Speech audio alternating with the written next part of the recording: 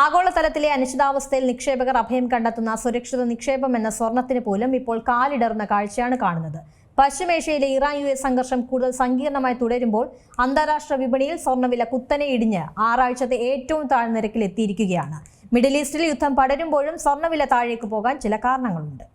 സാധാരണയായി യുദ്ധകാലത്ത് സ്വർണ്ണവില കുതിച്ചുയരുന്ന പരമ്പരാഗത രീതിക്ക് തികച്ചും വിപരീതമായ ഒരു നീക്കമാണ് ഇപ്പോൾ വിപണിയിൽ കാണാൻ കഴിയുന്നത്. അന്താരാഷ്ട്ര വിപണിയിൽ സ്പോട്ട് ഗോൾഡ് വില 1.1% ഇടിഞ്ഞ് ഔൺസിന് $4,488 എന്ന നിരക്കിലേക്ക് താഴ്ന്നു. മാർച്ച് 30-ന് ശേഷമുള്ള ഏറ്റവും കുറഞ്ഞ വിലയായി ഇതിനെ രേഖപ്പെടുത്താം. ഭൗതികമായി ഈ സാഹചര്യത്തിൽ സ്വർണം വാങ്ങി സൂക്ഷിക്കണോ എന്ന ചോദ്യം തന്നെയാണ് ഏറ്റവും പ്രകടമാകുന്നത്. ഭൗതികമായ സ്വർണം വാങ്ങുമ്പോൾ അതിന്റെ പരിശുദ്ധി, സുരക്ഷിതത്വം, മോഷ്ടിക്കപ്പെടാനുള്ള സാധ്യത, ഇനി തിരികെ വിൽക്കുന്ന സമയത്തുണ്ടാകുന്ന നഷ്ടങ്ങൾ എന്നിവയൊക്കെ എപ്പോഴും ആശങ്കയുണ്ടാക്കുന്നതാണ്. എന്നാൽ ഈ പ്രശ്നങ്ങൾക്കൊക്കെ തന്നെ ഒരു പരിഹാരമാണ് ഇപ്പോൾ ഇലക്ട്രോണിക് ഗോൾഡ് റെസിപ്റ്റുകൾ അവതരിപ്പിക്കുന്നത്.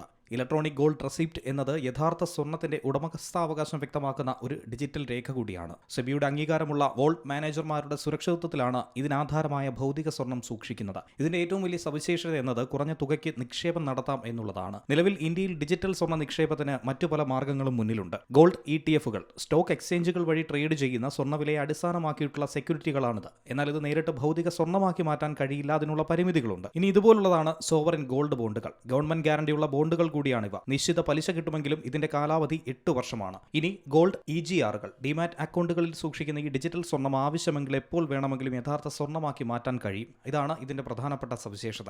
ആഗോള വിപണിയിലെ ഈ അസ്ഥിരതകൾക്കിടയിലും ഇന്ത്യയുടെ വിദേശ നാണയ ശേഖരത്തിൽ വൻ മുന്നേറ്റമുണ്ടായിരിക്കും. ഈ തകർപ്പൻ തിരിച്ചുവരവിന് പ്രധാന കാരണം ഇന്ത്യയുടെ സ്വർണ്ണ ശേഖരത്തിൽ ഉണ്ടായ വലിയ വർധനവ് കൂടിയാണ്. ഇന്ത്യൻ റിസർവ് ബാങ്കിന്റെ സ്വർണ്ണ ശേഖരം മാത്രം $5.637 ബില്യൺ ഉയർന്ന ആകെ $120.853 ബില്യൺ എത്തിയിട്ടുണ്ട്.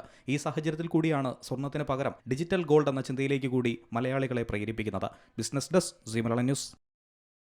ഏറ്റവും പുതിയ വാർത്തകളും വിശേഷങ്ങളും വിരൽത്തുമ്പിലറിയാൻ സീ മലയാളം ന്യൂസ് എല്ലാ ഡിജിറ്റൽ പ്ലാറ്റ്ഫോമുകളിലും ലഭ്യം.